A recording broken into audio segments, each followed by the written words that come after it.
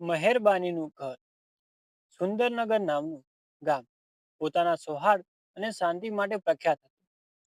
ત્યાં બધા લોકો એકબીજાને મદદ કરવા માટે તૈયાર રહેતા. ગામના મધ્યમાં એક જૂનું મકાન હતું, જેની અવસ્થાને કારણે કોઈ ત્યાં રહેતું ન હતું. લોકોએ તેનો ઉપયોગ મૂકી દીધો હતો. એક દિવસ ગામમાં રાજુ નામનો યુવક આવ્યો. તે ગરીબ હતો, પરંતુ કામ કરવાની તેની ઈચ્છા અપ્રતિમ હતી. રાજુએ ગામના મોટી બેન સાથે વાત કરી. મોટી બેન, હું આ મકાનને સુધારીને મારા માટે રહેવા યોગ્ય બનાવી શકું. મોટી બહેને પહેલેથી જ તેના ધીરજ અને સદ્ભાવના વિશે સાંભળીને પ્રભાવિત હતી, એટલે તેમણે મંજૂરી આપી.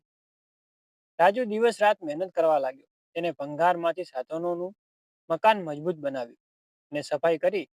થોડા સમયમાં મકાન પીળા રંગના લાકડાના દરવાજા અને સફેદ દિવાલોથી શણગાર્યું.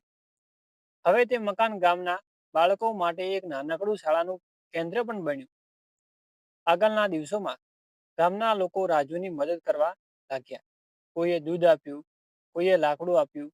મકાન હવે માત્ર રાજુનું નહીં, પરંતુ ગામનું ગૌરવ બન્યું.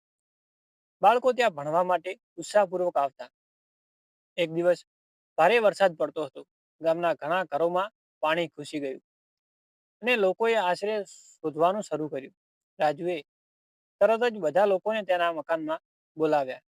તે મકાન હવે મહેરબાનીનું ઘર બની ગયું. ગ્રામવાસીઓ રાજુના આ કૃત્યથી અચંબિત થઈ ગયા. હવે જ્યારે પણ કોઈ વ્યક્તિ મુશ્કેલીમાં હોય તો મહેરબાનીની આ ઘરની યાદ આવે છે.